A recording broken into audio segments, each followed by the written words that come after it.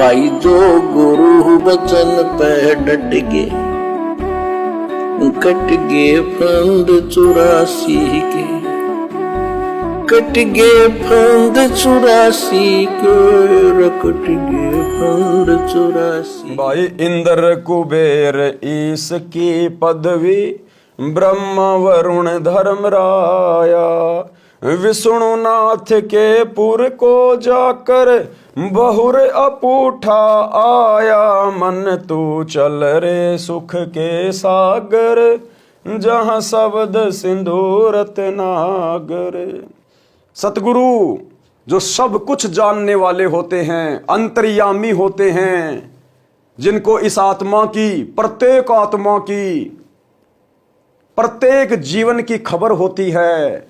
ये आत्मा कितने जन्म मनुष्य के प्राप्त कर चुकी है, कितने जन्म 84 लाख योनियों में प्राप्त कर चुकी है, कितनी बार ये देवता बन चुका है। सतगुरु के पास प्रत्येक आत्मा के प्रत्येक जीवन का अकाउंट होता है। तो सतगुरु क्या कह रहे हैं कि बिना सतगुरु की सतभक्ति के, और जब से तू परमात्मा से बिछुड़ के सतलोक से इस काल के जाल में फंसकर यहां आया है, इस मृत लोक में, कहते तू कितनी बार क्या क्या बन लिया। इंद्र कुबेर ईश की पदवी, ब्रह्मा वरुण धर्मराया। तो देवताओं का राजा इंद्र भी बन चुका है कई बार, उसके बाद भी तू 84 लाख योनियों में गया, तूने कष्ट उठाए। कुबेर तू धन का देवता भी बन चुका है, तू ईश यानी ब्रह्मा विष्णु महेश की पदवी भी प्राप्त कर चुका है। और विष्णुनाथ के पुरकू जाकर बहुर अपूठा आया, और तू श्री विष्णु जी के लोक में जाकर उसके वहां पर नौकर बनकर, गण बनकर तू वहां भी सारे सुख भोग चुका है। लेकिन जैसे ही तेरी वो भक्ति कमाई जो तू इस पृथ्वी पर मनुष्य शरीर में करता है, जैसी भी वो, जैसे ही तेरे वो पुण्य समाप्त होते हैं, तुझे वहां से नीचे पटक दिया जाता है। क्योंकि वो तो होटल है, ये जो स्वर्ग है, इंद्र की पदवी है, ब्रह्मा विष्णु महेश की पदवी है, ये तो होटल है, होटल। और होटल में आदमी को उसी समय तक रखा जाता है जब तक उसकी जेब में धन होता है। अगर उसको और रहना है तो उसको पैसे जमा कराने पड़ेंगे, पैसे नहीं होते हैं तो उसको होटल से बाहर कर दिया जाता है। इसी प्रकार ये जो ऊपर के लोग हैं, स्वर्ग, महास्वर्ग, देवताओं की ये पदवी, जब तक हमारे पास में मनुष्य जन्म में अर्जित की गई भक्ति की कमाई होती है, दान धर्म का जो पुण्य है वो होता है, तब तक ही हमारे को उन लोकों में रखा जाता है।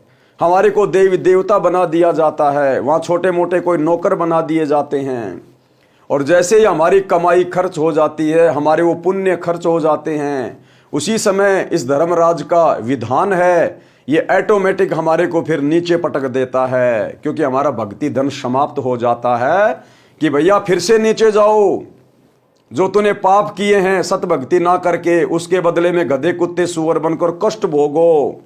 और फिर 84 लाख योनियों का चक्कर काटने के बाद फिर तुझे एक मनुष्य जन्म मिलेगा।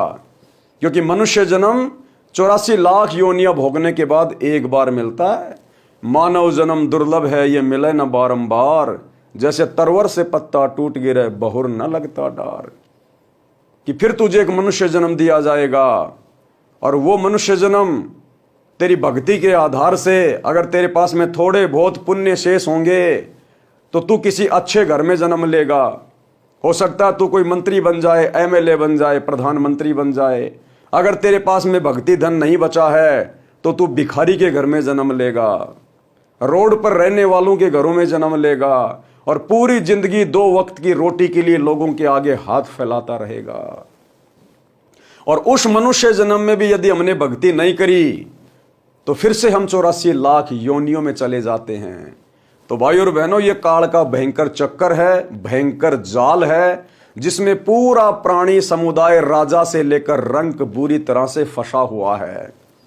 अगर इस जाल की कोई जानकारी दे सकता है और इस जाल से बाहर निकालने का रास्ता कोई बता सकता है तो केवल वो सच्चा सतगुरु।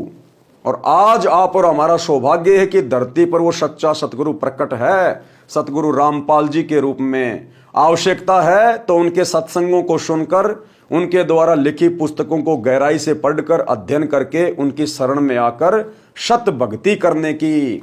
उसके बाद आप देखिएगा किस प्रकार से सतगुरु आपका ये लोक भी सुखी करेगा, और परलोक तो फिर सतगुरु की सत भक्ति से उनका विधान है सुखमय होगा ही होगा। जो गुरु बचन पे डट गे, कट गे फंद 84 के, कट गे फंद 84 के, कट गे फंद 84 के।